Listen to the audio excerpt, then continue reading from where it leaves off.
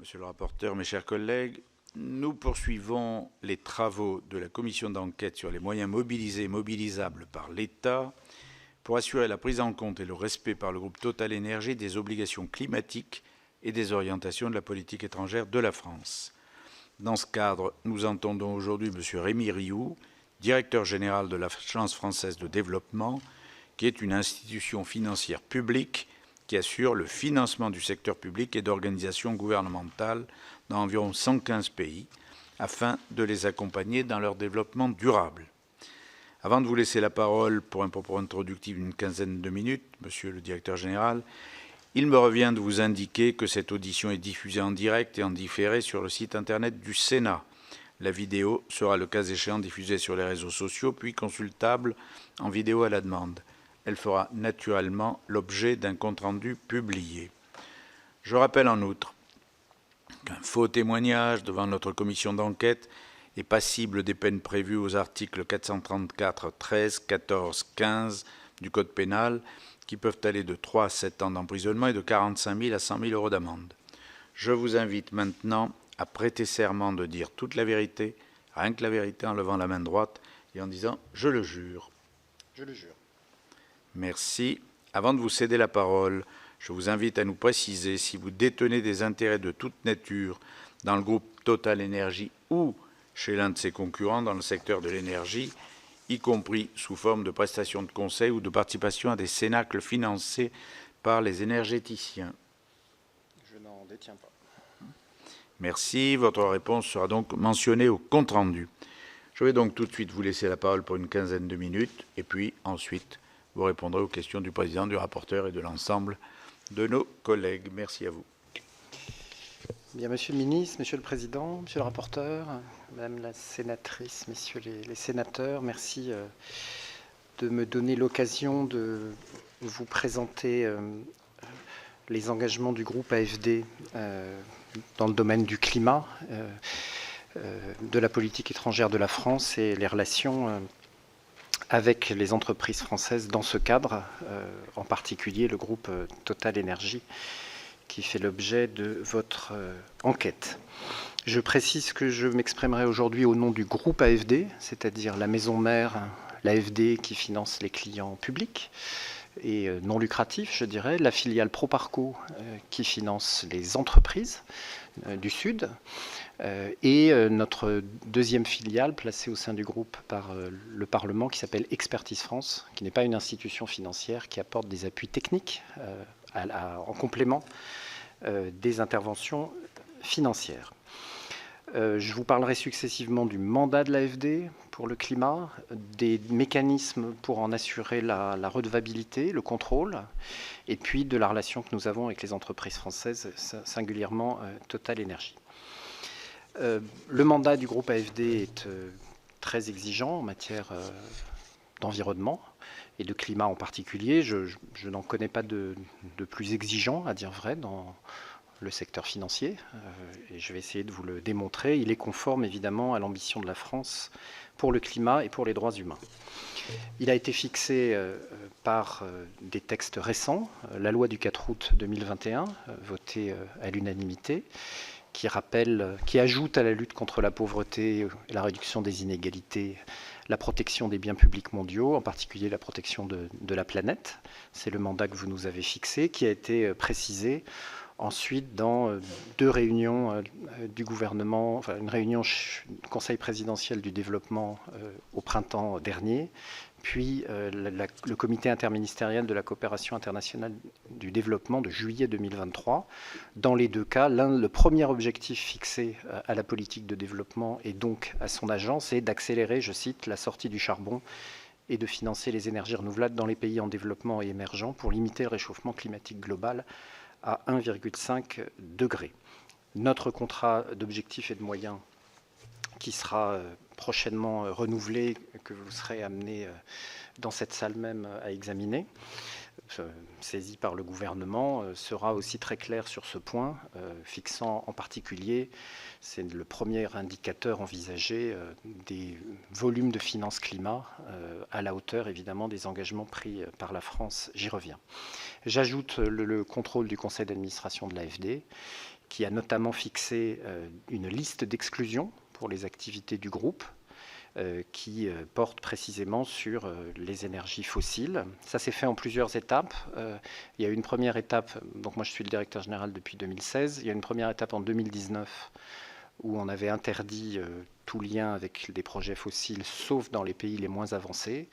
En 2021, cette règle a été étendue à tous les pays en fait, d'intervention de l'AFD. Et donc, il est interdit de financer des projets de construction, extension, rénovation de centrales de production d'électricité à partir d'énergies fossiles. Il est interdit de financer des infrastructures associées à une unité de production, de stockage ou de transformation de ressources énergétiques fossiles ou de production d'électricité à base d'énergie fossile. Il est interdit, bien sûr, de financer des projets d'exploration, de production ou de transformation ou dédiés exclusivement au transport de charbon, gaz et pétrole conventionnels et non conventionnels. Donc on a, je crois, une liste d'exclusion qui est la plus forte qui existe.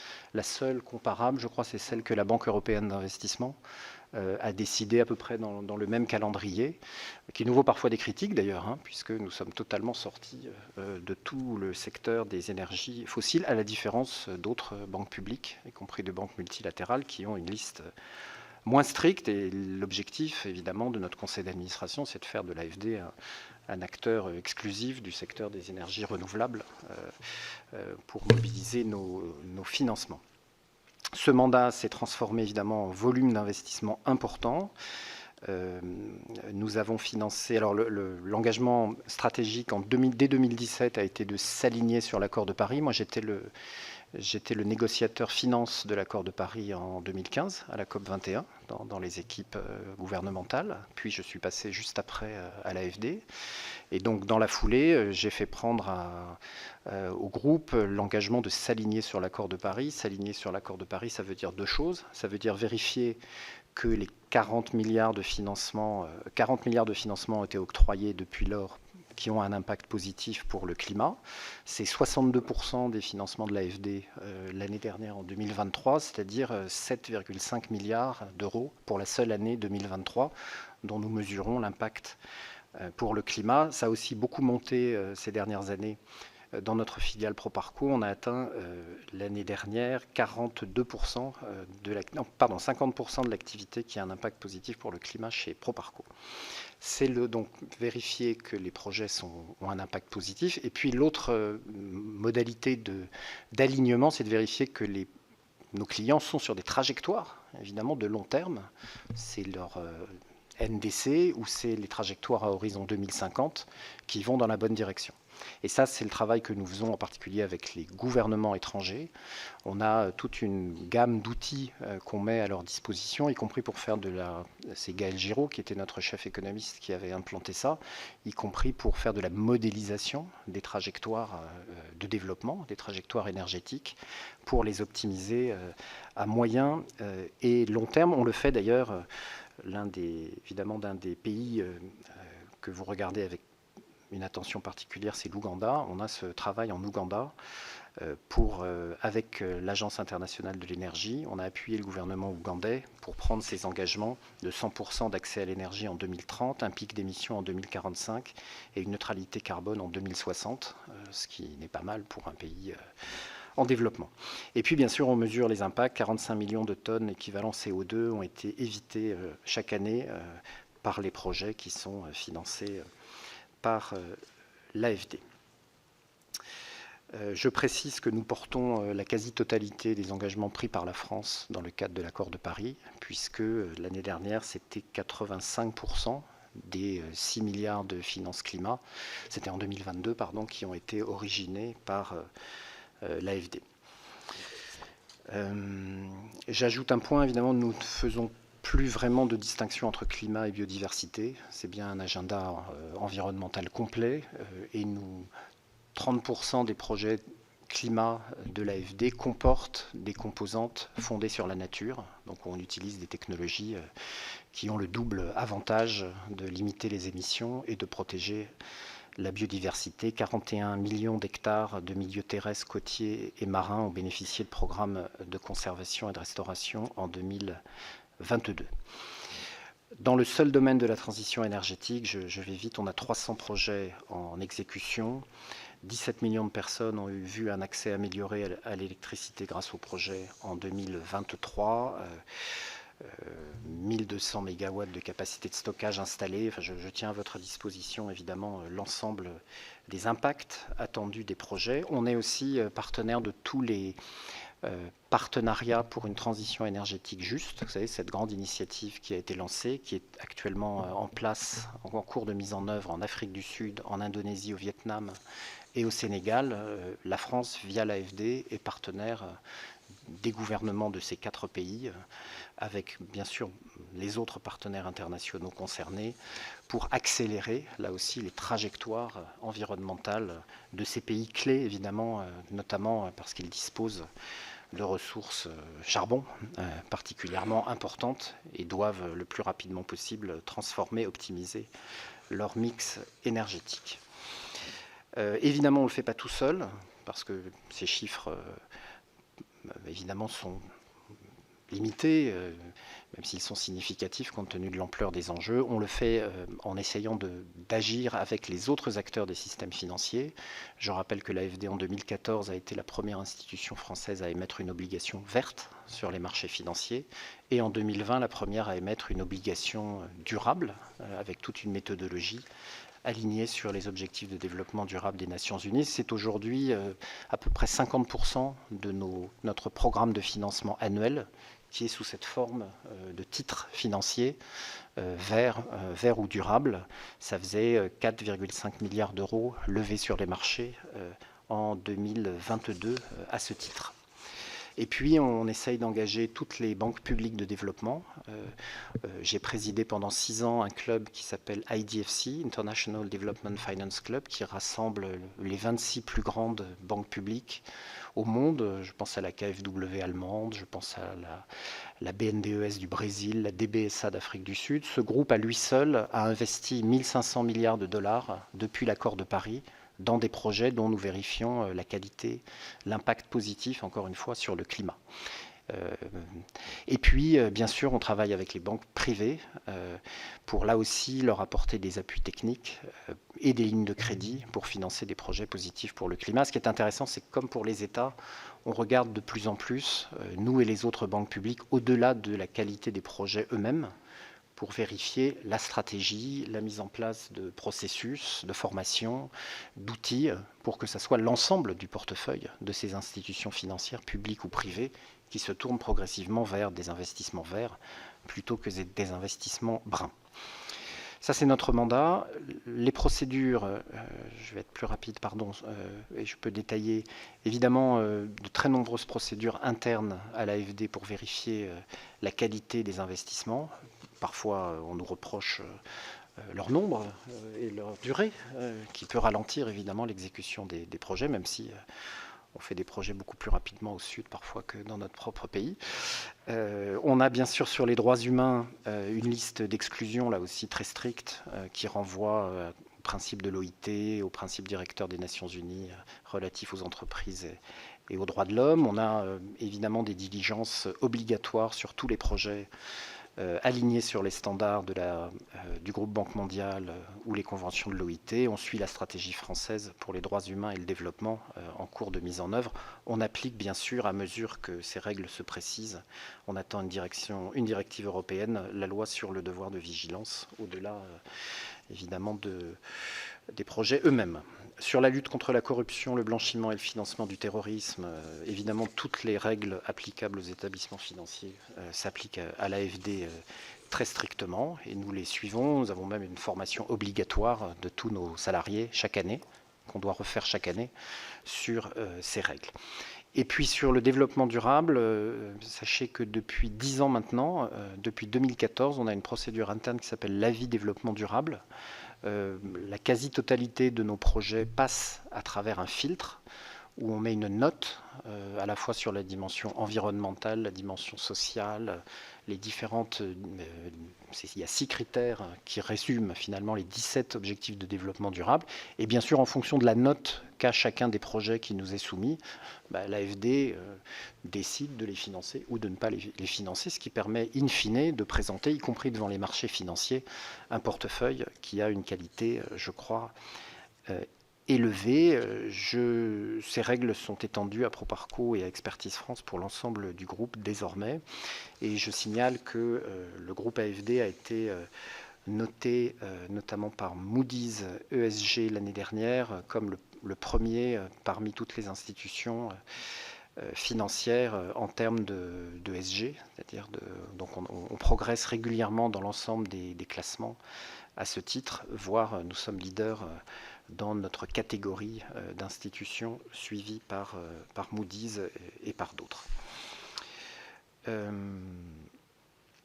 Bien sûr, ça c'est ex ante. Je n'insiste pas sur tous les dispositifs qui existent ex post. On a notamment tout un dispositif de gestion des réclamations environnementales et sociales. Si des parties prenantes souhaitent un examen, c'est un dispositif extrajudiciaire. Évidemment, on peut aussi aller devant les tribunaux, mais on a une forme de précontentieux qui est sous la supervision du conseiller à l'éthique du groupe AFD. Je précise qu'on a reçu 9 réclamations de ce type en 2022, 0 en 2023, aucune ne concernait un projet en lien avec le groupe Total Énergie.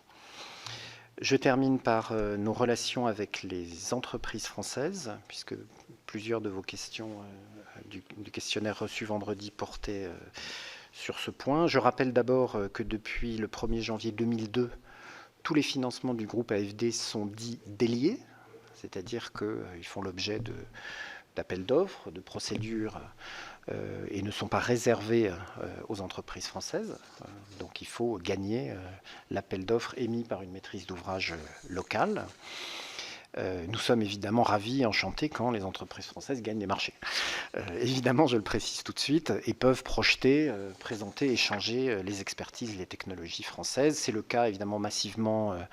On emmène beaucoup de bureaux d'études français qui interviennent sur la modélisation, sur la définition des politiques publiques, sur les cadres réglementaires, sur les politiques tarifaires qu'appliquent les États étrangers. Donc on travaille aussi avec la CRE, on travaille avec l'ADEME, on travaille avec les ministères pour appuyer. Évidemment, beaucoup d'entreprises gagnent des marchés financiers par l'AFD sur des projets d'infrastructure dans les énergies renouvelables. Et puis, il peut arriver aussi souvent qu'on investisse avec des fonds et des développeurs comme Meridiam, Neoen, EDF même, dans des projets de cette qualité. Et on a bien sûr avec chacun et avec les maîtrises d'ouvrage un dialogue sur les normes, les standards, la qualité attendue lorsqu'on a accès à nos financements. Les chiffres d'accès des entreprises françaises, vous les connaissez, il y a plus de 70% des projets financés par l'AFD dans lesquels il y a une participation d'une entreprise française ou d'un acteur français. Donc je crois que c'est un bon chiffre. C'est à peu près 2 à 3 milliards d'euros de commandes qui, in fine, arrivent jusqu'à des acteurs français chaque année. Je termine sur un acteur particulier qui est le groupe Total Énergie. Vous l'avez compris, compte tenu de l'incompatibilité, je dirais, du cœur de métier du groupe Total Énergie, les énergies fossiles et ce mandat de l'AFD que je viens de vous décrire, aligné sur l'accord de Paris et avec ces règles d'exclusion strictes du secteur des énergies fossiles, les relations entre l'agence et le groupe Total Énergie sont, je dirais, très limitées. Bien sûr, il y a des échanges dans les ambassades, dans les communautés de conseillers du commerce extérieur, dans les pays, évidemment. Les échanges avec le siège, entre sièges, sont peu réguliers. Le dernier a eu lieu en juillet 2022, vous voyez, donc et ce n'était pas à mon niveau. Je précise que le groupe d'AFD n'est pas impliqué dans aucun des projets qui font l'objet d'accusations spécifiques au Mozambique ou en Ouganda, Tanzanie en particulier, pour les raisons que je vous indiquais précédemment. J'ajoute que Total Énergie est évidemment l'un des plus grands développeurs d'énergie solaire dans le monde et qu'à ce titre, compte tenu des engagements qu'il a pris, il arrive que l'AFD aille en cofinancement avec, en l'occurrence jusqu'à présent, soit Cadran, soit Total Eren. Je précise, aucun projet n'a à ce jour été cofinancé avec Total Énergie Renouvelable depuis le mouvement qui a eu lieu à l'été 2023, où Total Eren a été totalement consolidé au sein de Total Énergie. Nous sommes dans l'attente évidemment d'échanges sur ce que cette nouvelle configuration peut signifier. On a en portefeuille 15 projets à ce jour, donc exclusivement avec Cadran ou Total Eren, qui sont des projets...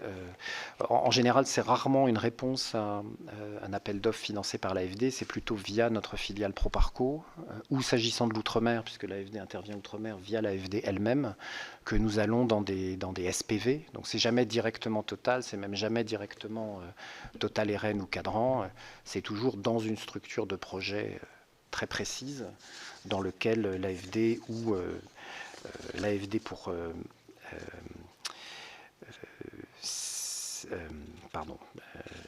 l'AFD pour 10 projets, excusez-moi, 11 projets, 10 outre-mer et 1 au Mozambique. Ça, c'est les projets en cours. Et Proparco pour 4 projets viennent en dette dans la structure de projet. Évidemment, tous ces projets passent, comme je vous l'ai indiqué, au crible de toutes les procédures applicable à l'AFD et nous tenons évidemment à votre disposition le détail. Je répondrai par écrit, bien sûr, avec tout le détail. Je n'en prends qu'un parce que je le connais, c'est la centrale photovoltaïque Tutli qui se trouve dans la région de Samarcande, en Ouzbékistan, 131 MW. C'est un projet, je crois, tout à fait exemplaire qui va permettre d'amener l'électricité à 43 000 habitants, d'économiser 110 000 tonnes de CO2 par an et de créer 2500 emplois locaux d'ici 5 ans dans cette partie de l'Ouzbékistan. Évidemment, les impacts sont mesurés pour chacun des projets dans lesquels, mesurés ex ante pour pouvoir être ensuite évalués ex post dans l'ensemble des projets dont nous sommes l'un des cofinanceurs. Assez souvent, d'ailleurs, Total Eren n'est pas forcément le premier des investisseurs dans ces projets. Ça peut arriver, c'est pas toujours le cas. Donc, vous voyez, la zone de contact, je dirais, avec le groupe Total Énergie, c'est vraiment des projets qui sont toujours des projets d'énergie renouvelable, toujours dans des structures dédiées, et toujours assez souvent avec d'autres investisseurs, et dont les résultats sont mesurés avec le plus grand soin. Je vous remercie. Très bien, Monsieur le Directeur Général. Vous avez déjà donné un certain nombre d'éléments et probablement déjà quelques réponses à nos interrogations. On a bien compris donc que le groupe public AFD, par définition, ne finance pas des projets d'énergie fossile, ni avec les uns ni avec les autres. Ce qui serait intéressant, c'est... Alors, vous allez me dire que, comme depuis 2021, vous ne le faites pas du tout, il n'y a forcément pas d'appréciation immédiate, ou en tout cas récente, mais vous disiez tout à l'heure vous-même que le problème s'était posé, en tout cas jusqu'en 2021, avec ce qu'on ose encore appeler les pays les moins avancés. Quelle est votre appréciation? Par exemple, vous dites vous-même que sur l'Ouganda, vous travaillez avec eux, mais l'objectif neutralité pour 2060. Ce qui évidemment n'est pas l'objectif en Europe. Ça veut dire quoi? Ça veut dire que forcément, parce que c'est un de nos vrais sujets, beaucoup de pays disposant de ressources pétrolières ou gazières et n'ayant pas forcément d'autres ressources particulières, ont assez envie de les exploiter en se disant, nous, c'est une ressource qui peut nous permettre peut-être soit de développer notre économie, soit d'aller peut-être par la suite sur des énergies renouvelables, mais on a sur notre sol du pétrole et du gaz, comment faire pour avancer? Comment, puisque vous-même vous travaillez avec l'Ouganda, Total Énergie également, pas visiblement sur les mêmes sujets, mais comment vous feriez, non pas un lien, mais comment vous feriez une espèce d'équilibre entre qu'est-ce que peuvent faire les pays disposant de ressources pétrolières et gazières pour aller vers l'objectif zéro, mais qui, dans l'immédiat, souhaitent quand même récupérer la manne que peut représenter la ressource pétrolière ou gazière? Bon, je précise que la décision qu'on a prise en 2019 puis en 2021 de sortir des énergies fossiles, à dire vrai, elle était peut-être compliquée à prendre d'un point de vue stratégique et vis-à-vis de nos partenaires. Elle n'était pas très difficile pour l'AFD, puisque nous avions en vérité déjà cessé de financer des projets fossiles. Le dernier qu'on ait financé, c'était la centrale à gaz d'Azito en Côte d'Ivoire, qui a eu plusieurs phases successives, et c'était en 2018, je crois, pour la dernière phase, mais c'était un projet quasi unique, je dirais, dans l'année 2018. Donc on avait déjà, sans le dire, je dirais, fait ce mouvement après l'accord de Paris, encore une fois plutôt en avance par rapport à ce que fait le reste de notre communauté financière. Ayant dit ça, je ne parle que de l'AFD et que de ces 12 milliards d'euros de financement annuel, et les besoins en matière d'énergie renouvelable sont tellement gigantesques que nous pouvons les employer sans grande difficulté. Là, vous vous placez, Monsieur le Président, du côté des pays eux-mêmes, évidemment, et on est très attentif à les écouter, et à comprendre, et à éviter, bien sûr, de mettre ces pays dans une situation d'interdiction. Ce sont des États souverains, mais ce sont des États souverains qui ont signé l'accord de Paris sur le climat en décembre 2015. Et cet accord les engage, nous engage tous à respecter 1,5 degré ou maximum 2 degrés de réchauffement de la planète. Et donc charge à chacun des États de définir à court terme, ça c'est les NDC, et à long terme, c'est les stratégies de long terme de décarbonation, la meilleure des trajectoires. Et je crois qu'il faut avoir cette discussion progressive en fait, et d'optimisation, et de réduire au maximum la part des énergies fossiles dans le mix énergétique de ces pays, y compris l'Ouganda, y compris les pays pauvres. Il y a eu, vous savez, un grand sommet. On entend souvent le climat c'est pour les gens du Nord, le développement c'est pour les gens du Sud. Moi je ne sais pas du tout ce que j'entends en fait, et ça fait 8 ans que je suis directeur général de l'AFD. Et il y a eu, s'il était besoin de le prouver, Gilles Cletz à mes côtés y a participé au mois d'août dernier, le premier grand sommet africain sur le climat, qui a eu lieu à Nairobi à l'invitation du président Ruto. Et dans les conclusions de ce sommet auquel je vous renvoie, il n'est pas du tout dit cela. En fait, l'Afrique, c'est, dans certains scénarios du GIEC, l'Afrique de l'Ouest est quasiment totalement inhabitable. Donc les premiers, plus que proportionnellement impactés par le changement climatique, c'est d'abord les pays de la zone intertropicale. Et ils le savent très bien. Et ils en mesurent les conséquences pour leur population. Je dirais, nous, ça y est, on le mesure. Eux le mesurent depuis longtemps. Donc simplement, ils disent, on veut bien optimiser notre mix énergétique, mais apportez-nous des financements. Et apportez-nous des financements de qualité et beaucoup plus abondants qu'aujourd'hui. Parce que la vérité, c'est qu'ils sont très rares, les investisseurs de nos pays qui prennent le chemin de l'Ouganda ou du Mozambique. Et donc, faute de cette alternative, eh bien, que dirions-nous si nous étions à leur place? Ils exploitent les ressources qui sont à leur disposition. Il y a encore 600 millions de personnes en Afrique qui n'ont pas accès à l'énergie.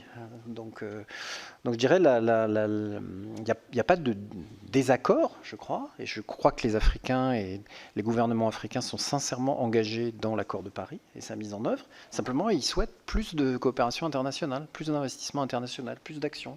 Et donc c'est pour ça que quand on a des partenaires qui veulent investir dans ces pays, je crois que c'est la responsabilité de l'AFD d'essayer de les accueillir, de leur expliquer le marché, les interlocuteurs, voire de financer des projets, encore une fois, en vérifiant la qualité de ce que nous faisons très, très rigoureusement.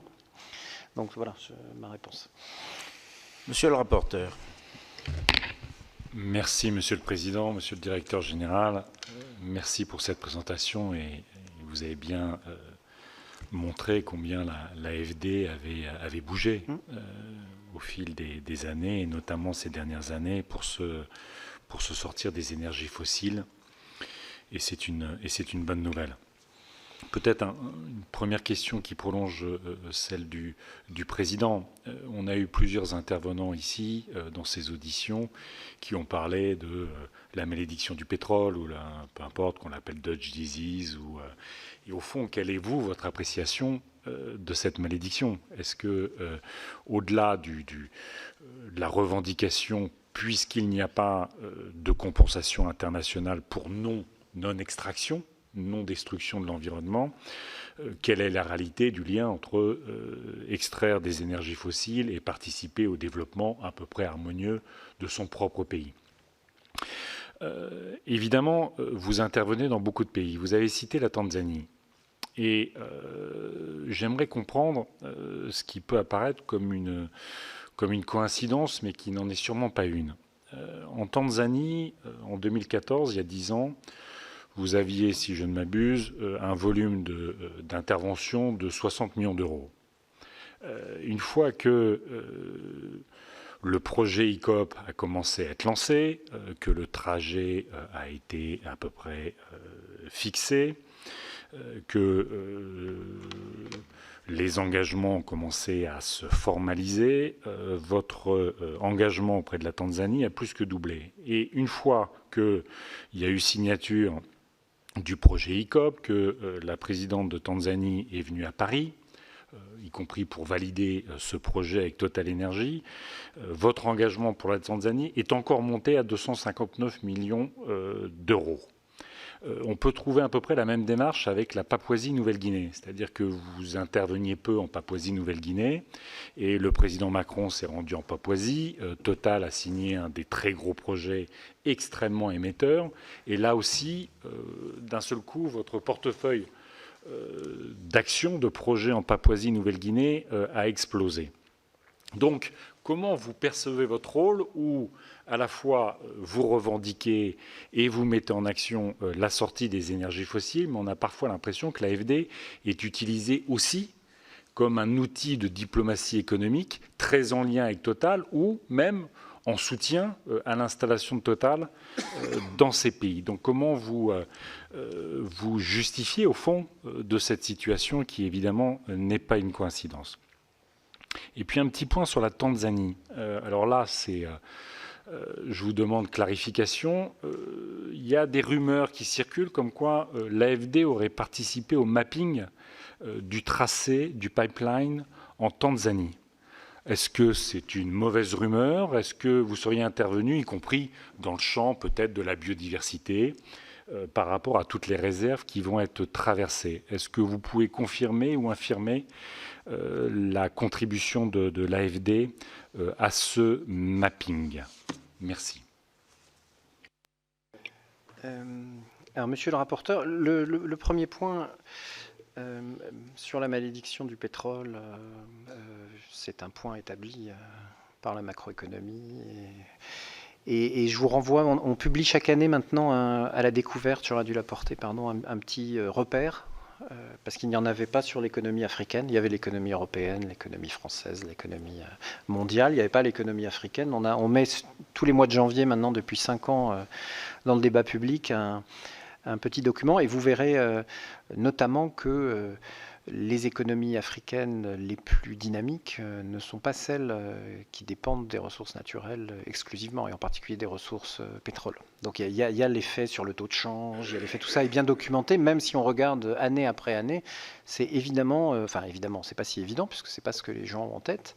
C'est d'abord les économies les plus diversifiées, où il peut y avoir du fossile dedans, mais pour une part relativement limitée de leur PIB, qui s'en tirent le mieux, en fait, même dans les crises. Donc le chemin, je dirais, de développement des pays, il est assez clairement tracé. Il ne passe pas par une dépendance totale aux industries fossiles, à l'évidence.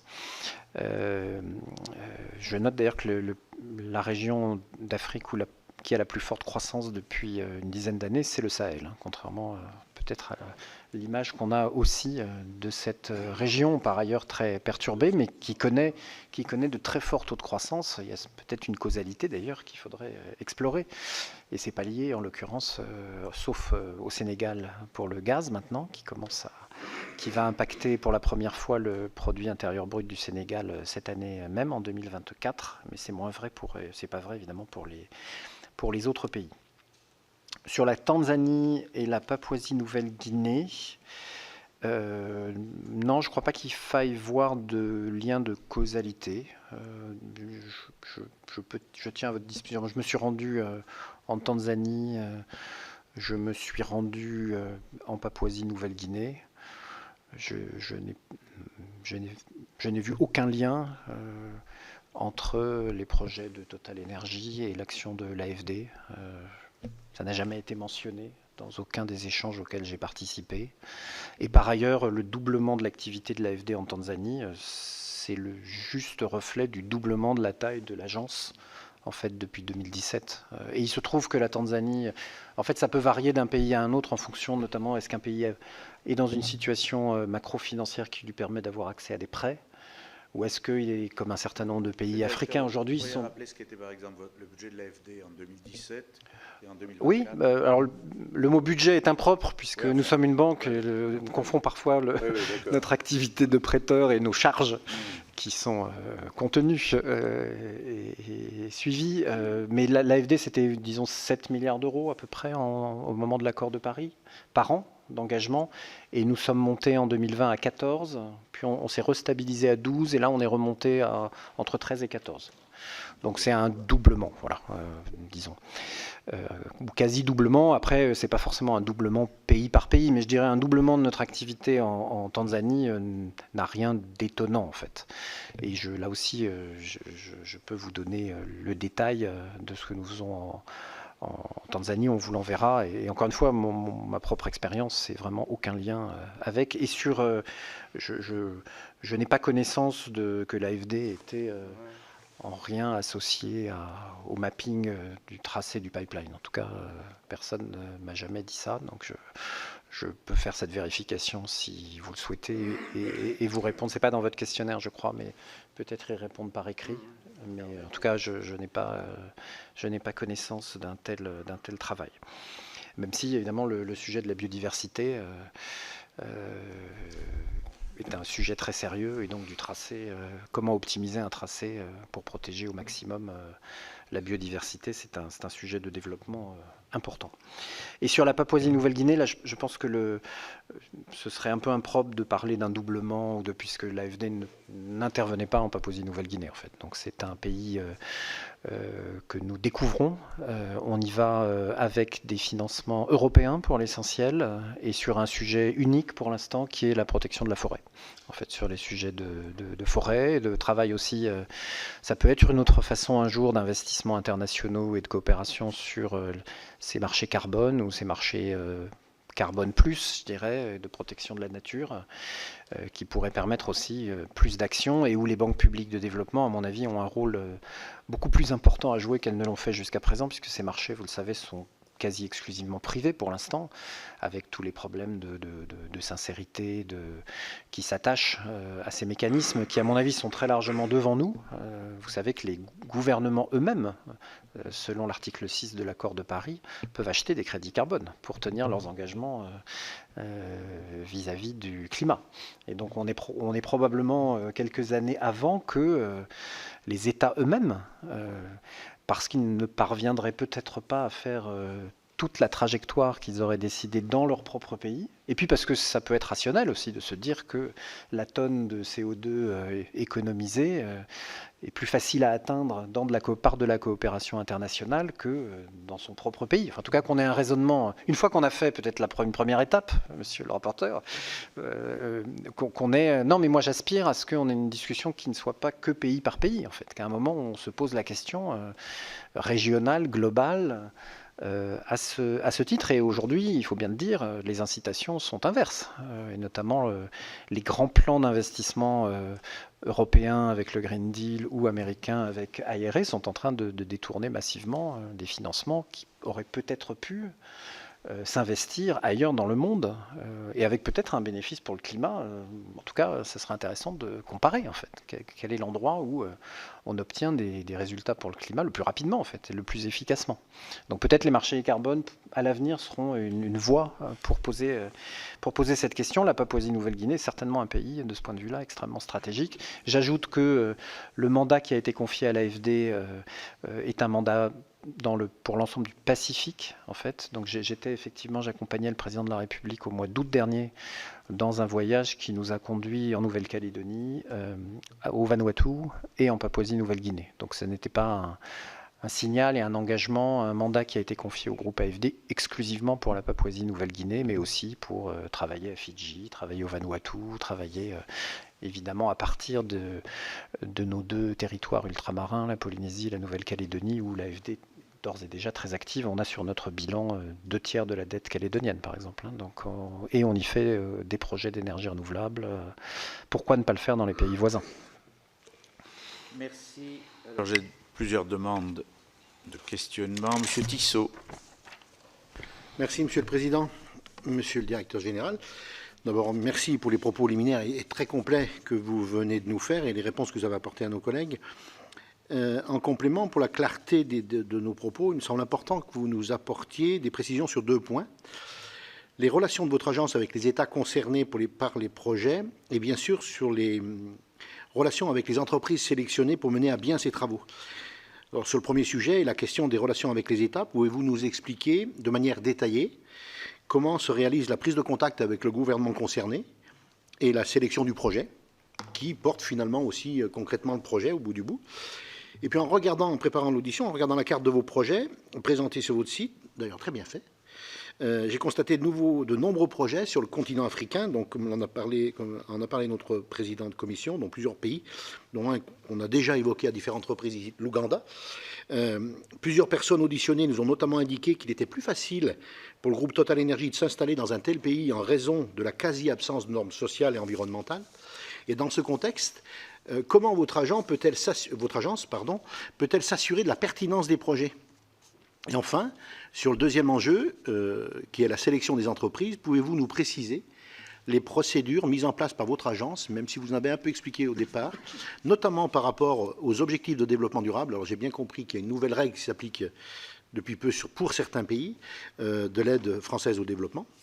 Et est-ce que l'entreprise Total Energy, parce que c'est quand même cette entreprise qui nous occupe, est en mesure de se porter candidate sur ces projets? J'ai bien compris que tout ce qui concernait le fossile, ok, mais est-ce que cela peut se faire au détriment de compagnies nationales, notamment la compagnie nationale d'électricité ougandaise, pour revenir sur ce pays, puisqu'on en parlait tout à l'heure? Merci.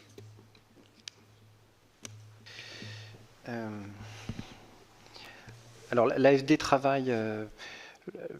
le mode principal de contractualisation de l'AFD, c'est de s'appuyer sur des acteurs locaux. En fait. On est une banque, donc on prête de l'argent ou on fait des subventions pour à peu près un quart de nos financements, de nos 12 milliards de financements annuels, qui passent par des maîtrises d'ouvrage locales. En fait, c'est notre travail quotidien, sauf exception, pour l'AFD. Et on a pour ça un très vaste réseau maintenant d'agences partout dans le monde. Donc on a à peu près 1000 collègues qui sont déployés, qui sont d'ailleurs beaucoup des agents de droit local en fait, et quelques expatriés, qui ont cette relation au quotidien avec les maîtrises d'ouvrage des pays dans lesquels nous intervenons. Ces maîtrises d'ouvrage pouvant être des gouvernements, des ministères, ou tout autre acteur local. On travaille notamment beaucoup avec les entreprises publiques, les banques publiques ou des acteurs privés. Donc ça, c'est le mode de travail principal pour l'AFD. Et donc, ces maîtrises d'ouvrage, ensuite, suivent les règles des marchés du pays concerné et procèdent par appel d'offres, la plupart du temps, quasi-totalité des cas, pour sélectionner un prestataire qui n'est pas nécessairement, c'est mon point, une entreprise française. Vous voyez, c'est dans ça que nos financements sont déliés. Évidemment, quand il y a un financement de l'AFD, s'y attache un certain nombre de conditions qui peuvent excéder le droit du travail ou les normes applicables dans le pays lui-même. Donc c'est en cela que... et souvent, vous savez, on est dans des cofinancements avec la Banque mondiale ou avec d'autres institutions sœurs, frères, qui ont aussi cette attention au développement durable, aux droits humains, à la lutte contre la corruption, un peu ce que je vous ai trop rapidement décerné. Donc, et par ailleurs, ça c'est le travail de notre filiale Expertise France. Si on considère que le cadre juridique pourrait être amélioré, on peut proposer dans le cadre des projets eux-mêmes des appuis pour changer la loi, modifier des procédures, améliorer le code des marchés publics. Enfin, vous voyez. Ouais.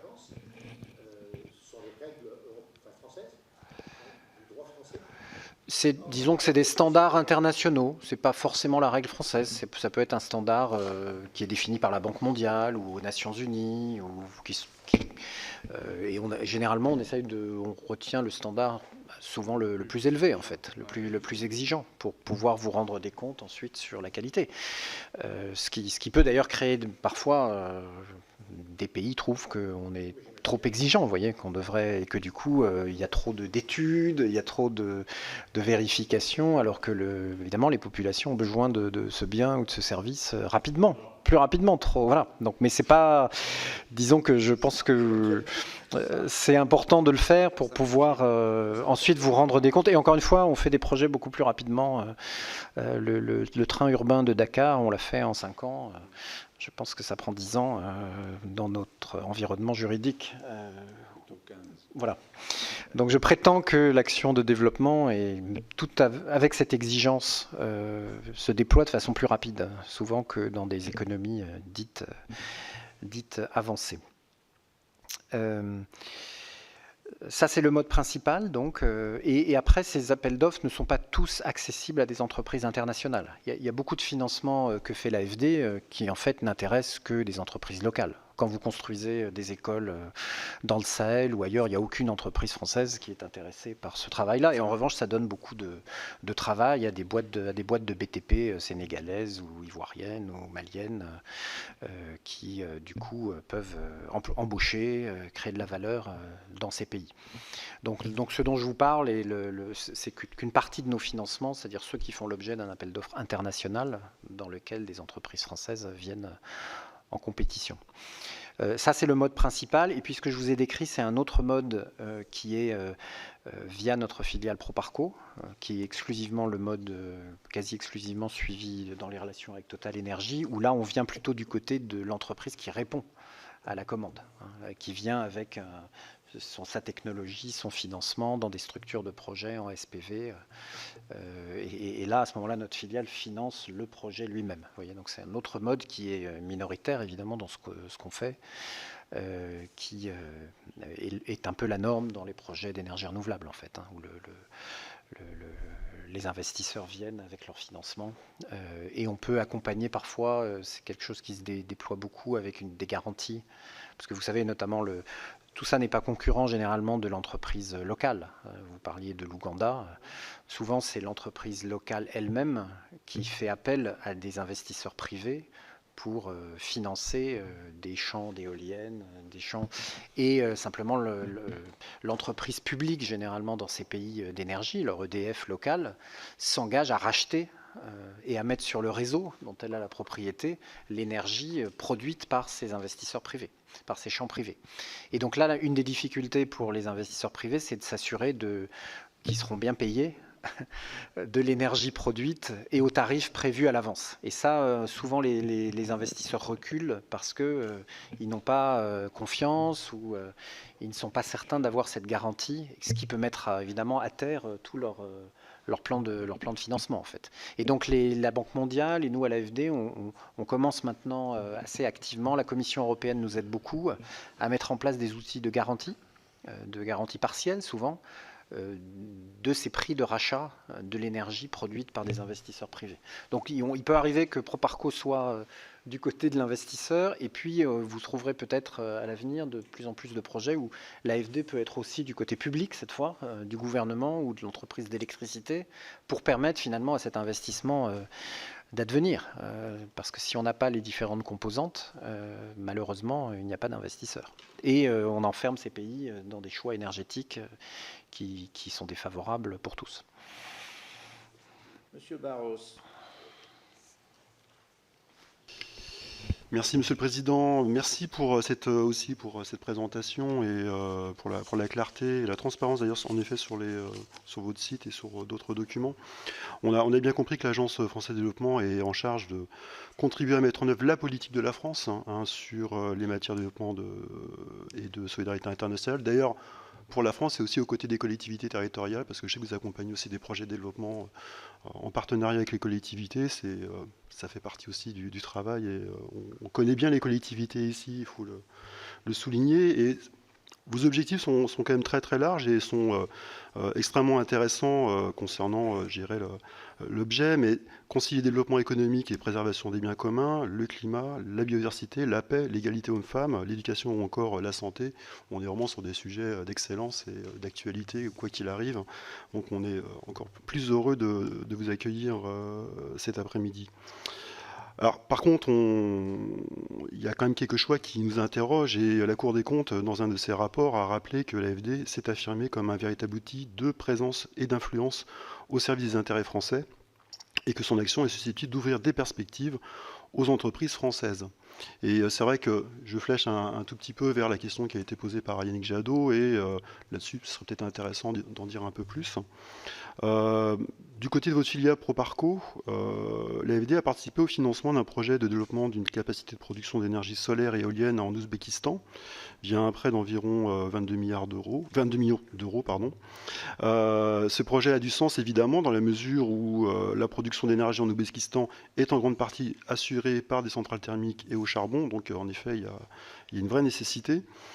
Ce choix interroge malgré tout parce qu'au moment où nous avons appris il y a quelques jours que Total Energy a de nouveau réalisé des bénéfices de presque 20 milliards, là pour le coup d'euros, on se demande, et c'est vrai que c'est un peu la question que j'avais posée à l'ADEME il y a quelques temps, ne faudrait-il pas inventer un mécanisme pour qu'une large partie de cet argent, donc les bénéfices très importants de l'entreprise Total, soient fléchés vers le financement de projets portés par l'AFD?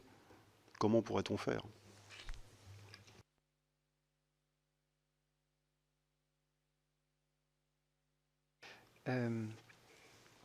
Bon, je m'adresse au Sénat, donc les collectivités locales, la coopération décentralisée, les projets nous intéressent évidemment grandement. On n'en a pas assez, en fait. On a des capacités on a un guichet qui s'appelle la FICOL pour cofinancer. On peut monter jusqu'à, je crois, 80% du coût du projet. Et on peut y inclure, évidemment, parce que ce qui nous intéresse, c'est que des élus aillent échanger avec d'autres élus, les services techniques. Enfin, on peut que valoriser des prestations en nature, je dirais, dans le coût du projet. Donc, si dans ce domaine, comme dans d'autres que vous avez cités, des élus, des sénatrices et des sénateurs souhaitent plus de coopération, on est à leur disposition.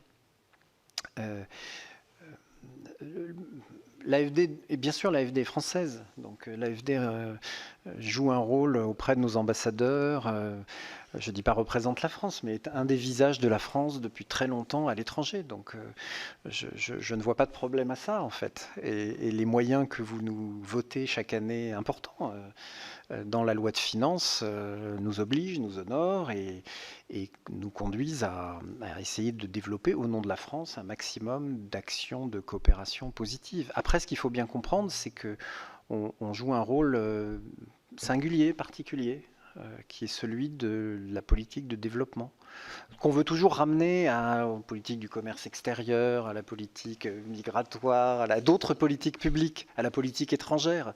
Mais vous avez voté une loi le 4 août 2021 sur la politique de développement. Donc nous ne sommes pas un instrument au service d'autres politiques, en fait.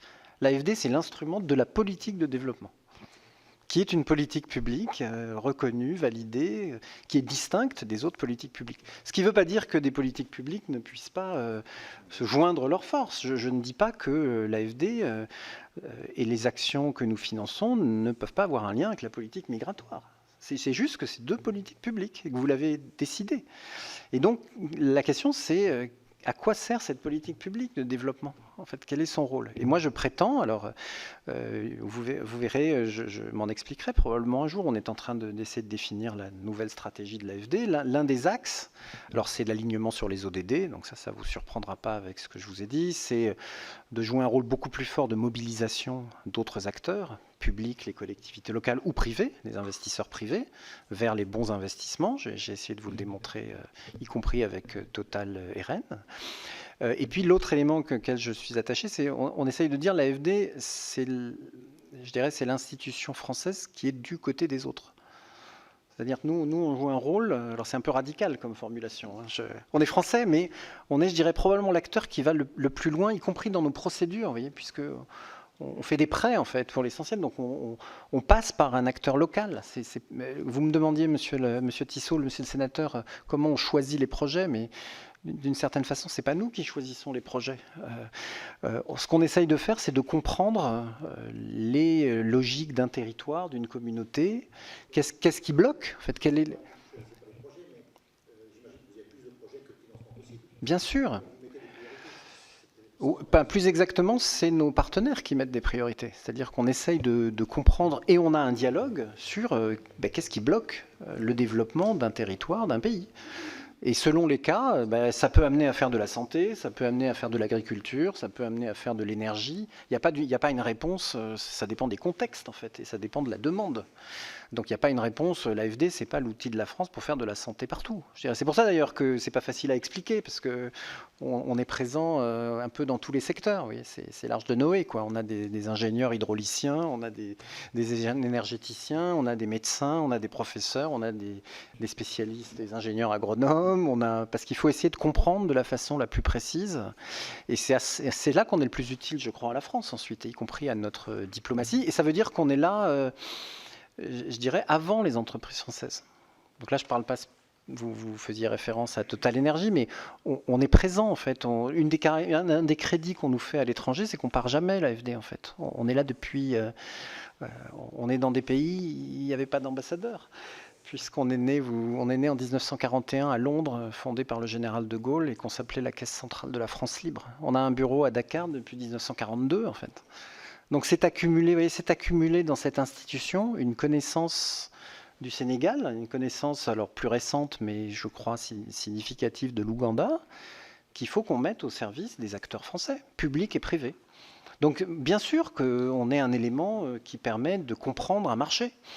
Et ça, moi, je ne vois pas de difficulté à expliquer à des entreprises françaises qui voudraient investir dans les secteurs, encore une fois, et avec la qualité que nous attendons, comment fonctionne ce pays, quels sont les risques, les opportunités, les acteurs, voire de les accompagner quand c'est possible. Oui, si on peut jouer ce rôle, je pense que et le faire au nom de la France, c'est utile. Voilà, je vous répondrai comme ça. Mais étant entendu qu'il y a des choses qu'on s'interdit, je vous l'ai dit très précisément. Merci. Madame Carrère-Gé. Merci beaucoup, merci pour votre intervention et pour les réponses très précises aux questions. Comme vous le savez, notre commission d'enquête s'intéresse aux leviers, aux outils dont dispose la France pour orienter des stratégies d'acteurs privés, en particulier Total. Juste pour mieux comprendre comment vous travaillez et le contexte dans lequel vous intervenez, vous avez fait référence à des exclusions, des listes d'exclusions, pas de financement de projets énergie fossile. Est-ce que vous avez aussi des listes d'exclusions concernant les droits humains, normes internationales du travail? Est-ce qu'il y a des exclusions ou c'est juste des notations qui interviennent? Vous avez dit que d'autres banques, y compris multilatérales, ne procédaient pas de la sorte, n'avaient pas de liste d'exclusion. Est-ce que vous pourriez nous citer, puisque c'est intéressant de voir comment la France et ses outils institutionnels se positionnent par rapport aux autres. Est-ce qu'il y a quelles autres banques nationales de développement?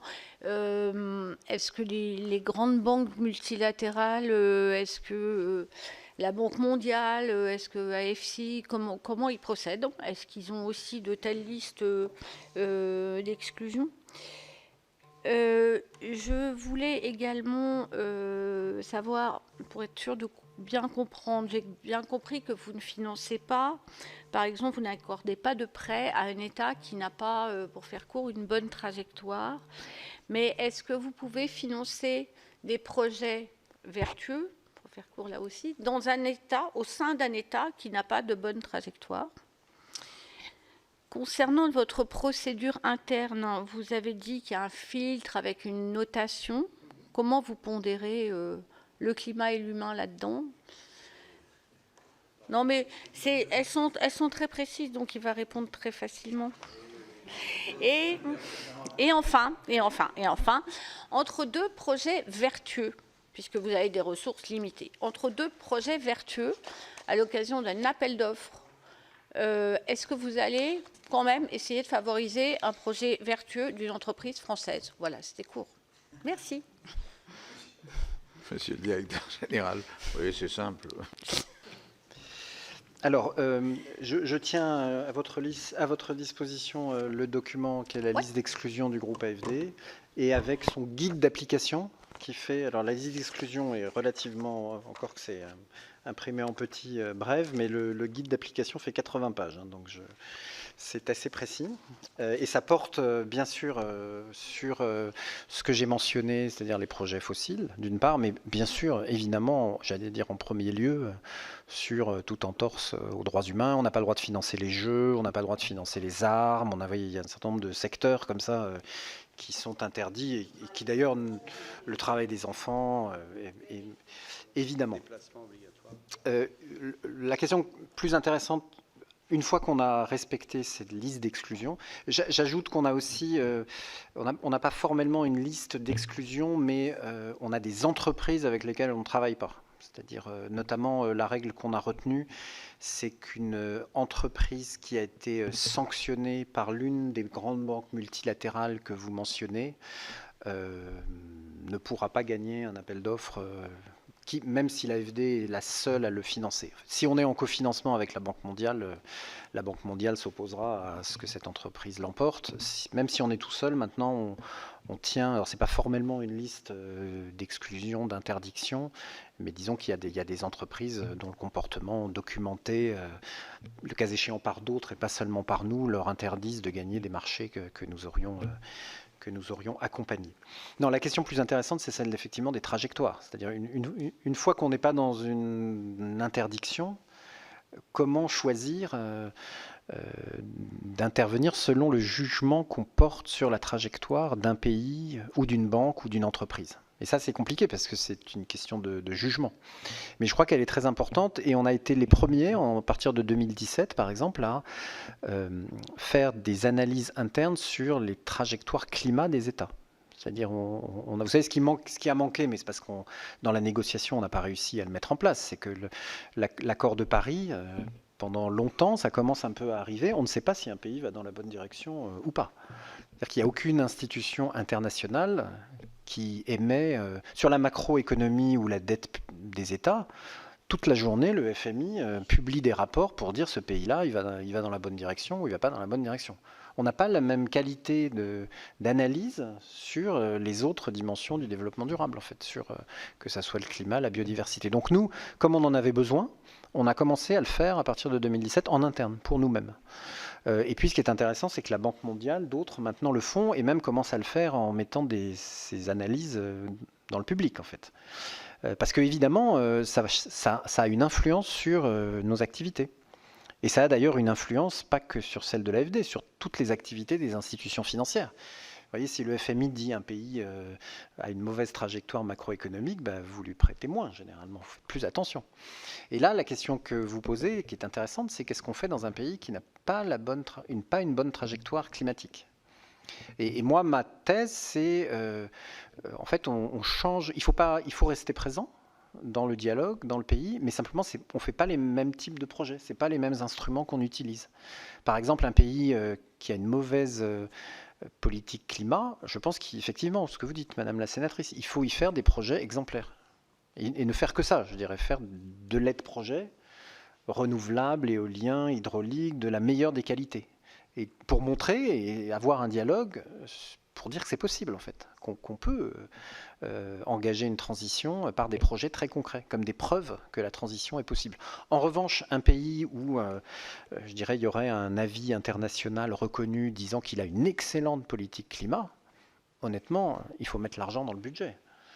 Il faut faire des financements budgétaires pour appuyer le plus rapidement possible, le plus massivement possible, la bonne politique de ce pays. Donc vous voyez, selon le jugement qu'on porte sur la trajectoire, ça devrait avoir, et ça a en tout cas pour ce qui nous concerne, une conséquence sur les outils qu'on apporte aux pays que nous accompagnons. Et sur l'avis développement durable, je vous laisserai aussi un document qui vous donne toute la grille assez complète et la pondération des différents critères. Encore une fois, il y en a 6 qui permettent... J'ajoute que c'est un... On travaille d'ailleurs, on discute avec des banques privées aussi sur ce type de procédure, parce que ce n'est pas réservé à l'AFD. C'est-à-dire nous, on a une petite équipe de moins de 10 personnes qui est indépendante de chez Gilles Klets et des gens qui font les projets et qui donnent un avis comme ça... indépendant, je dirais, sur... Et c'est intéressant, c'est que cet avis nous sert ensuite de référence pour les évaluations ex post, pour voir si ce qu'on avait pensé du projet ex ante a bien été réalisé ex post. Et vous verrez sur le site de l'AFD, d'ailleurs, on publie maintenant systématiquement les évaluations des projets, parce que c'est bien de parler des attentes et des résultats envisagés, c'est mieux de parler des résultats atteints. Monsieur Folliot. Merci, Monsieur le Président. Monsieur le Directeur Général, l'AFD, dans AFD, il y a Agence française de développement. Il peut y avoir des moments où il peut y avoir des cadres contradictoires entre des éléments tels que vous nous avez affirmés et puis des réalités de pratique sur le terrain. Pour ce qui nous concerne, je veux dire, on est sur les enjeux relatifs à l'énergie, plus particulièrement, et par rapport au groupe Total. Est-ce que pour vous, comment ce conflit, entre guillemets, potentiel qu'il peut y avoir entre le fait de soutenir, entre guillemets, d'accompagner des entreprises françaises, et Total est un groupe qui est un groupe français, et les autres éléments et critères qui rentrent dans le cadre qui est le vôtre et les objectifs que vous vous fixez. Concrètement, si vous avez parlé tout à l'heure de l'Ouganda, par rapport aux pays au niveau desquels Total est engagé, est-ce que ça rentre en ligne de compte positivement ou négativement par rapport à vos choix de soutien vis-à-vis de ces pays, par rapport donc aux actions qui vont être menées par l'AFD donc en matière d'accompagnement et de développement pour ces pays. Et je précise encore ma pensée. Total étant un énergéticien et qui, alors au-delà de ces enjeux, et je comprends bien que vous n'allez pas venir en soutien, puis ils n'en ont pas besoin, sur leur projet de développement en matière d'énergie fossile, mais par rapport à des filiales de Total qui travaillent donc dans le domaine du renouvelable, est-ce que pour vous, vous donnez l'opportunité, la possibilité de dire, ben oui, on peut les accompagner, ou est-ce que c'est rédhibitoire, selon vous, au regard des critères et des grilles d'appréciation que vous avez? Je crois avoir répondu à ça, et je ne crois pas qu'il y ait de contradiction dans notre action. Donc le fait que Total Énergie ait un projet fossile dans un pays n'entre pas en ligne de compte dans le dialogue que je peux avoir avec les autorités du pays ou dans le choix et la sélection des projets. Je peux le dire comme ça. Non, mais si vous me permettez, j'entends parfaitement votre point de vue et votre conviction et votre engagement dans ce... Mais si on parle par exemple de la Papouasie-Nouvelle-Guinée, le président Macron, quand il est sur place, fait clairement un discours où il associe Total Energy et l'AFD comme les deux faces d'une même stratégie dite cohérente et complémentaire. Donc j'entends votre point de vue, mais entendez que nous voyons à travers, par exemple, le chef de l'État, que c'est plus ambigu que ça. Non, mais vous interrogez le directeur général de l'AFD, qui vous répond sous serment et dans sa responsabilité de directeur général de l'AFD, qu'il ne fait pas de lien dans son dialogue avec les autorités de la Papouasie-Nouvelle-Guinée ou de tout autre pays avec les projets du groupe Total Energy. Je ne veux pas vous le dire autrement, et que ça n'influe pas le choix des projets qui sont in fine accompagnés.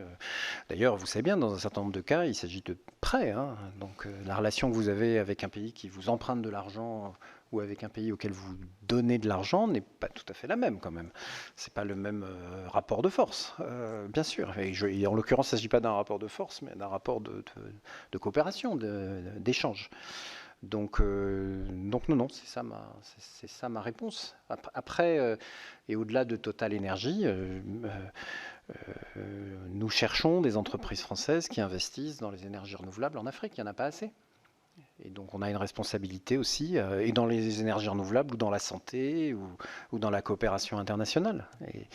Et donc c'est vrai que le Total Energy n'est pas une entreprise interdite d'accès au marché financé par l'AFD, dès lors qu'il respecte tous les critères et toutes les normes dont je vous ai fait la longue liste à titre liminaire. Monsieur Roiron. Oui, monsieur le directeur, nous avons bien entendu votre intervention. Le mois dernier, vous avez publié une analyse sur l'économie africaine en 2023. Une approche pluridisciplinaire des enjeux économiques, sociaux qui traversent ce continent. Et je vais vous citer, le dérèglement climatique fait partie des défis auxquels est confronté le continent africain. Les études montrent qu'il y a des impacts sur les déplacements de population ainsi que des effets négatifs sur la croissance et les inégalités de revenus dans les pays africains. En outre, avec plus de 2 milliards d'habitants sur ce continent d'ici 2040, une industrie en développement, la demande d'énergie en Afrique progresse 2 fois plus fortement que sur la moyenne mondiale. Dans le contexte budgétaire contraint que connaissent les économies africaines et face aux besoins de dépenses urgentes, il est à craindre que la transition écologique et énergétique passera au second plan. La mobilisation des financements internationaux, notamment celle des bailleurs, reste cruciale pour éviter cela. C'est ce que vous écriviez. Parallèlement, le 15 novembre dernier, une trentaine d'ONG du monde entier, en marge de la COP27 en Égypte, ont fait un rapport sur le financement des énergies fossiles en Afrique. Il s'avère que le groupe Total Energy est l'entreprise la plus impliquée dans le développement de ces nouvelles ressources d'hydrocarbures. Le rapport estime que 25% de production d'énergie de la multinationale proviennent aujourd'hui d'Afrique. Avec ses futurs projets, Total Energy compte produire 2,27 milliards de barils supplémentaires. Et je cite, l'extraction et la combustion de ces nouvelles ressources équivaudrait à 3 années d'émissions annuelles de gaz et effets de serre pour un pays comme la France. D'après le rapport de l'ONG allemande Urgerwelt, lequel révèle également que 2 tiers des nouveaux projets développés sur le continent sont portés par des multinationales. J'ai fini. Et la majorité sont tournées. Alors, quel regard portez-vous sur le constat contradictoire sur lequel oppose votre analyse et la situation en Afrique et les agissements de Total Energy? Et puis, une autre question. Pensez-vous que certains pensent que l'AFD, par rapport au fait qu'elle a ouvert sur son site Proparco à 2 cadres de Total Energy pour vanter les dispositifs imaginés par le groupe Total pour préserver la biodiversité n'est pas en contradiction avec les propos que vous nous avez tenus?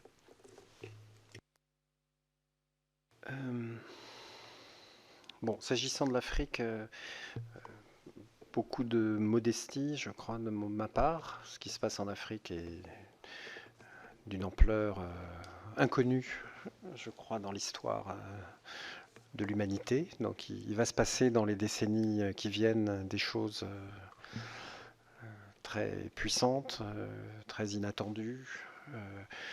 Augmentation de la population urbaine et de la population rurale simultanée. Des pays où tout le monde a 20 ans quand même. C'est pas facile démocratiquement. Oui, disons que là, je parle d'un âge moyen, évidemment. Mais quand même, je crois qu'on n'a pas connu ça nous-mêmes. Et donc oui, le grand marché de la construction dans le monde, un jeune sur 3 sera africain en 2050. Donc il va falloir loger ces gens, il va falloir leur amener de l'énergie. Il va falloir, donc ça va se faire en fait, ça va se passer. Il va falloir trouver les ressources pour ça. Donc la question c'est de quelle façon en fait. Et est-ce que cette incroyable croissance va se faire de la façon la plus décarbonée possible ou pas. Dans un continent qui, les Africains nous le rappellent souvent, c'est moins de 5% des émissions de gaz à effet de serre aujourd'hui quand même, donc qui n'apporte qu'une très faible responsabilité quand même sur le réchauffement climatique jusqu'à présent. Donc encore une fois, les Africains ne nous disent pas on veut librement émettre et polluer. Mais ils rappellent quand même que ce n'est pas eux le problème aujourd'hui, qu'il faut peut-être s'occuper d'autres régions du monde avant de contraindre excessivement l'utilisation de leurs ressources. Donc je crois qu'il faut entendre ce message-là. Et encore une fois, il faut beaucoup plus de coopération internationale, beaucoup plus d'investissement. Nous, on ne dit plus aide publique au développement. Vous savez, je crois que ces mots sont rejetés par les bénéficiaires eux-mêmes de ce type de financement. Donc on dit investissement durable, investissement solidaire et durable, mais le mot investissement, parce que c'est aussi dans notre intérêt, je crois, de décarboner les économies et les sociétés africaines, et le faire d'ailleurs en embarquant les systèmes financiers africains, parce qu'il y a de l'épargne, il y a de l'investissement partout dans le monde et pas seulement dans les pays du Nord. Et donc il faut trouver des façons de déployer, d'accompagner des systèmes financiers avec les bonnes exigences et les bons investissements. Donc c'est gigantesque comme sujet, et je dis ça encore une fois avec beaucoup de modestie. Et je ne vois pas de...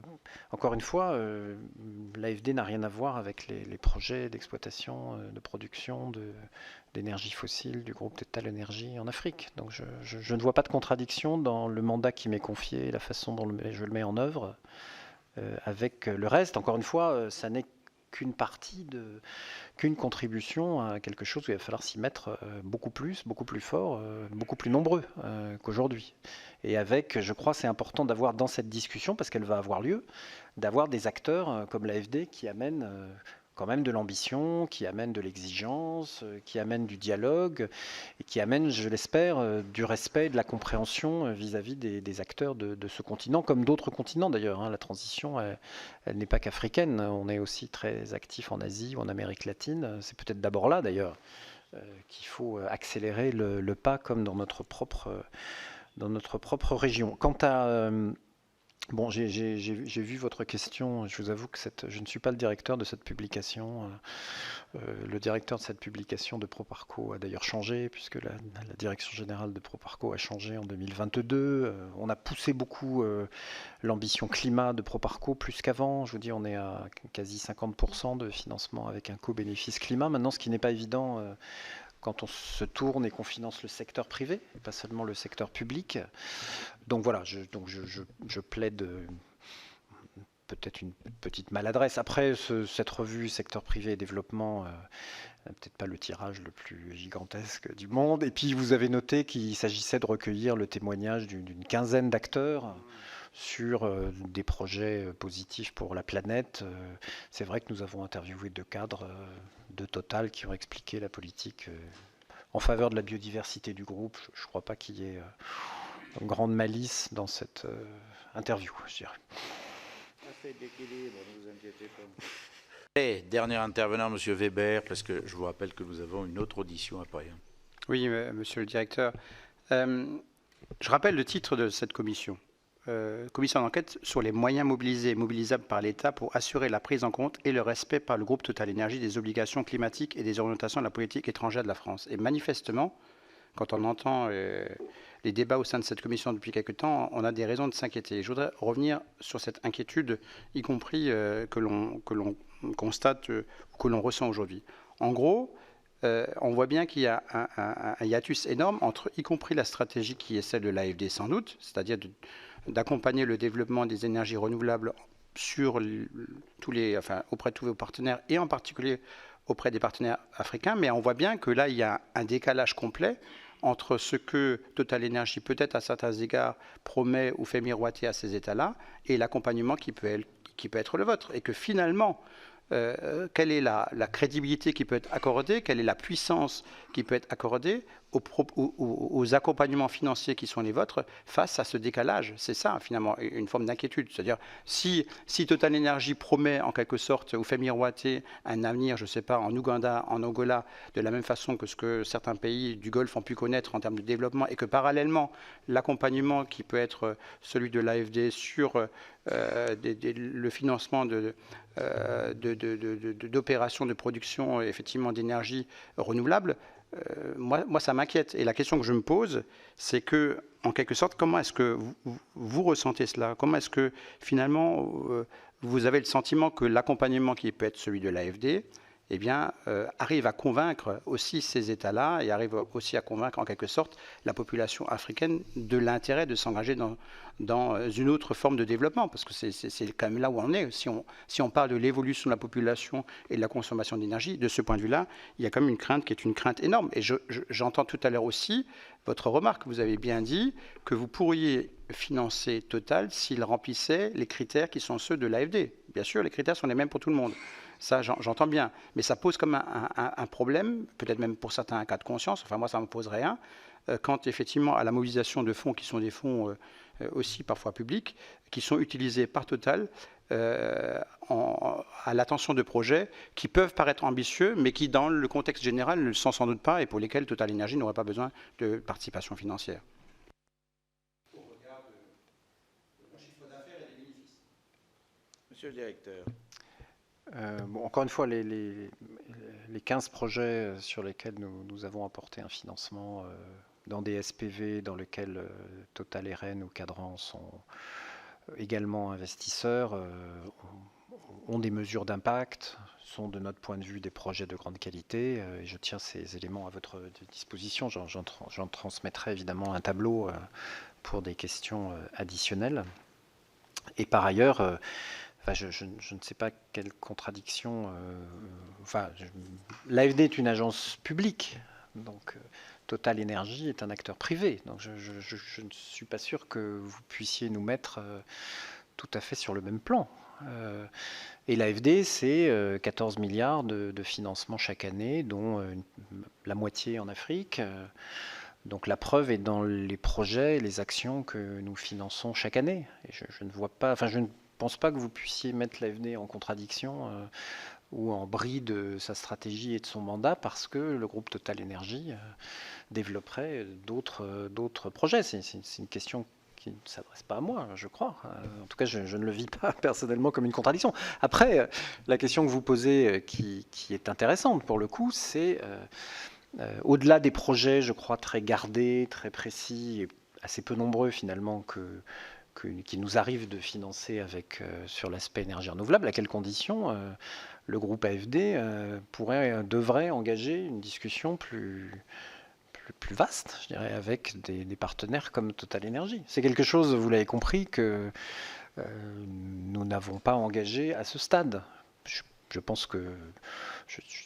Voilà, mais est-ce que c'est ça votre question, monsieur le sénateur, ou vous préférez, parce qu'à ce moment-là, peut-être le risque de contradiction ou la difficulté de ce dialogue pourrait se révéler, mais après tout, c'est aussi ce que nous faisons avec Madame la sénatrice, vous le disiez vous-même, c'est après tout le type de dialogue que nous avons, c'est notre métier, avec beaucoup d'acteurs partout dans le monde, qui ne sont pas peut-être comme... nous le souhaitons, ou qui n'ont pas forcément tous les outils, toutes les capacités, toute l'ambition qui est attendue compte tenu de ce qui est devant nous. Donc je ne sais pas si c'est ça le sens de votre question, monsieur le sénateur. Bon. Ce sera la réponse finale. Ah oui, non, alors, Non, mais une est-ce qu'il y a seconde, parce que d'autres... là, Oui, est-ce que... pardon, Il y a beaucoup de réponses à ma question. Ouais, est-ce qu'il y a Sur- d'autres banques de développement qui sont aussi rigoureuses que vous dans la sélection des projets climat, enfin au regard de critères climat. Merci. Et banques la question, multilatérales aussi. la question tout à l'heure, c'était plutôt est-ce qu'il y a des banques multilatérales qui n'appliquent pas les Oui, c'est ça. mêmes critères. Je la repose autrement, puisque Oui. la première fois, il n'avait pas répondu. Donc il me semble, mais encore une fois, c'est un vaste monde, les banques publiques de développement. On est d'ailleurs reconnu comme l'une au moins, voire la plus exigeante dans ce domaine, la plus engagée. Et je vous renvoie à une initiative qu'on a lancée en 2020 qui est absolument pour moi fascinante, qui s'appelle Finance en commun, Finance in Common. On a décidé en 2020 de rassembler toutes les banques publiques de développement à cause des ODD en fait. C'est-à-dire on s'est dit, dans les systèmes financiers, partout, il y a une institution financière publique qui fait ce type de travail. Et c'est trop réducteur de réduire ça aux seules banques internationales, que ce soit les banques multilatérales, la Banque mondiale ou même l'AFD. Parce que la vérité, c'est que c'est la Caisse des dépôts qui nous intéresse. Vous savez, moi, autrefois, j'avais poussé le rapprochement entre l'AFD et la Caisse des dépôts. C'est ça que j'avais en tête. C'est comment on trouve une façon d'amener ces méthodologies, d'amener cette exigence jusqu'aux banques de développement nationales, aux institutions financières publiques nationales. Et ça, on en a trouvé, on les avait toutes oubliées. On a fait la recherche, c'est sur le site de cette initiative, on a trouvé 530 banques publiques de développement dans le monde. Il y en a partout. Ça fait 2500 milliards de dollars d'investissement chaque année. Enfin, vous voyez la taille de la Caisse des dépôts dans l'économie française. Mais il y a ça dans quasiment tous les pays du monde, en fait. Et donc, si les gouvernements commençaient d'ailleurs par dire à ces 2500 milliards de dollars, arrêtez de faire de mauvais investissements, je ne dis pas qu'elles sont parfaites, et suivez les standards de cette exigence-là, déjà, ça voudrait dire qu'on a 2500 milliards d'investissements chaque année qui sont verts, en fait, qui sont de la bonne qualité. C'est à peu près les chiffres qu'on voit pour les ODD. Et après, imaginez, si on demandait à toutes ces institutions, comme la Caisse des dépôts, qui est actionnaire de toutes les entreprises du CAC 40, qui est dans tellement qui finance les territoires, de plaider finalement, d'accompagner tous leurs clients, partenaires, vers les bons investissements. Et qu'on faisait ça partout dans le monde. Mais je pense que c'est, du moins du point de vue financier, quelque chose qui doit faire une différence. Et on fait chaque année maintenant, depuis 2020, on réunit tous ces gens. On va même aller en Chine, pour tout vous dire, au mois d'octobre prochain, pour essayer d'avoir cette discussion jusqu'au cœur de l'Asie et du premier émetteur mondial maintenant, du deuxième, pardon. Monsieur Tissot, je n'ai pas répondu à votre question. Oui, juste, je vous le rappelle, vous allez me répondre en 2 minutes, mais c'est par rapport aux objectifs de développement durable que vous vous imposez. Et ma question était très claire. Est-ce que l'entreprise Total Énergie est en mesure de se porter candidate sur de tels projets? Et surtout, ma deuxième question, c'était est-ce que cela peut se faire au détriment des compagnies nationales? En clair, est-ce que vous pourriez soutenir, vous l'agence, une entreprise française, parce qu'elle est française et parce qu'elle répond à vos exigences, au détriment d'une entreprise locale ou nationale? Mais vous voyez ce que je veux dire? Je suis clair? Dans ce cas de figure, il y aurait un appel d'offres avec un cahier des charges technique, une offre financière, et c'est l'entreprise qui serait la moins ou la mieux disante, selon le jugement de la maîtrise d'ouvrage, qui remportera. Donc nous, non, c'est pas nous qui choisissons en fait. Nous, après, on a des procédures, on a ce qu'on appelle des avis de non-objection, mais qui portent bien leur nom, c'est-à-dire c'est une non-objection. Le choix in fine du prestataire relève de la maîtrise d'ouvrage. Donc, non, non, pas du tout. C'est ce qu'on appelle des financements déliés.